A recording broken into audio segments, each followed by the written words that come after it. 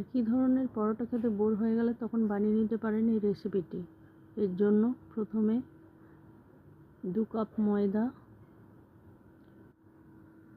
1 কাপের মতো ছোলার ছাতু, অল্প লবণ